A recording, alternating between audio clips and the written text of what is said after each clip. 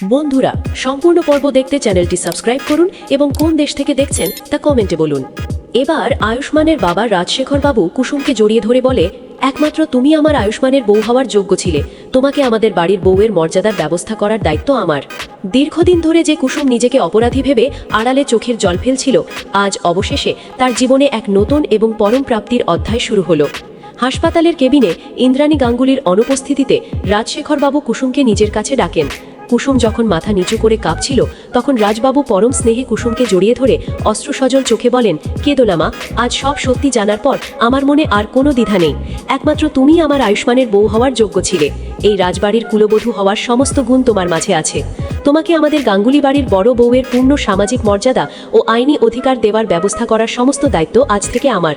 শ্বশুরের মুখ থেকে এই পরম স্বীকৃতি পেয়ে কুসুমের এতদিনের জমানো সব কষ্ট যেন এক নিমেষে ধুয়ে মুছে গেল। সে রাজবাবুর বুকে মাথা রেখে হু হু করে কেঁদে ফেলল। রাজবাবুও তার মাথায় হাত রেখে আশ্বস্ত করলেন যে এবার থেকে তিনি নিজেই কুসুমের পাশে ঢাল হয়ে দাঁড়াবেন। তবে এই আনন্দের মুহূর্তের পেছনে লুকিয়েছিল এক দীর্ঘ মানসিক লড়াই ও টানাপড়েন। কিছু সময় আগেই কুসুমের মনে শুধু একটাই চিন্তা ছিল, কবে সুস্থ হবেন রাজবাবু। আসলে কুসুমকে বিবাহিত সাজে দেখেই রাজবাবু রীতিমতো স্তম্ভিত হয়ে অজ্ঞান হয়ে গিয়েছিলেন। এরপর তাকে দ্রুত হাসপাতালে নিয়ে আসা হলে ডাক্তারবাবুরা জানান যে তার একটি মারাত্মক হার্ট অ্যাটাক হয়েছে। বাবার এই আশঙ্কাজনক অবস্থা দেখে আয়ুষ্মান নিজেও চরম দুশ্চিন্তায় পড়ে যায়। সে হাসপাতালের করিডোরে পায়চারা করতে করতে ভাবতে থাকে কিভাবে বাবাকে চটজলদি সুস্থ করে তোলা যায়, কারণ বাবার সুস্থতা এখন সবচেয়ে জরুরি। আয়ুষ্মান নিজেকেই এই সমস্ত অনাকাঙ্ক্ষিত ঘটনার জন্য একমাত্র দায়ী মনে করতে থাকে। অন্যদিকে ইন্দ্রাণী গাঙ্গুলি তখনও আসল সত্যটা জানেন না। তিনি রাজবাবুর বেডের পাশে বসে বিষণ্ণ গলায় বলেন, এতদিন একসঙ্গে সংসার করলাম, একটা দীর্ঘ সময় পাশাপাশি কাটালাম, অথচ আমি বুঝতেই পারলাম না তুমি কোন বিষয় নিয়ে এত গভীর চিন্তায় ছিলে যার জন্য তোমার আজ এমন অবস্থা হলো। তবে যেখান থেকেই হোক সেই কারণটা আমাকে জানতেই হবে। কেন তুমি হঠাৎ এভাবে অসুস্থ হয়ে পড়লে রাজ? মায়ের এই আক্ষেপ শুনে পাশে দাঁড়িয়ে থাকা আয়ুষ্মান মনে মনে ভাবে, তুমি তো আসল সত্যটা জানো না মা, তাই এসব কথা বলছো। যদি তুমি জানতে যে আমি আর কুসুম বিয়ে করে ফেলেছি, তাহলে হয়তো তুমি আর নিজেকে অপরাধী ভাবতে না। আমি জানি আমি অপরাধ করেছি, কিন্তু আমি কথা দিচ্ছি যেভাবেই হোক বাবাকে আমি সুস্থ করে তুলব। বেশ কিছুটা সময় কেটে যাওয়ার পর আয়ুষ্মান মাকে একটু শান্ত করার চেষ্টা করে এবং বলে, মা অনেকটা হলো, তুমি এবার বাড়ি গিয়ে একটু বিশ্রাম নাও। তোমার নিজের শরীরের খেয়াল রাখাও তো খুব জরুরি। কিন্তু ইন্দ্রাণী গাঙ্গুলি দৃঢ়ভাবে মাথা নেড়ে বলেন, আমি রাজকে এই অবস্থায় ফেলে কোথাও যেতে পারবো না। আমি ওকে পুরোপুরি সুস্থ না হওয়া পর্যন্ত হাসপাতাল ছেড়ে এক পাও নড়ব না। আমি ওকে খুবই চিন্তায় আছি।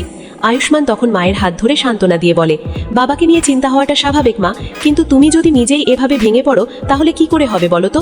আমরা তো সবাই আছি, দেখবে আমরা সবাই মিলে বাবাকে ঠিক সুস্থ করে বাড়ি ফিরিয়ে নিয়ে যাব। ঠিক এই কথোপকথনের মাঝখানে দেখা যায় রাজবাবুর হাতের আঙুলগুলো একটু একটু করে নড়তে শুরু করেছে। তখনই আয়ুষ্মান বুঝতে পারে বাবার জ্ঞান ফিরছে। সে উত্তেজিত হয়ে মাকে বলে, ওই দেখো মা, বাবার জ্ঞান ফিরছে। রাজবাবু ধীরে ধীরে চোখ মেলে তাকান এবং অত্যন্ত দুর্বল ও ক্ষীণ গলায় বলেন, আমার আয়ুষের সঙ্গে কিছু পার্সোনাল কথা আছে।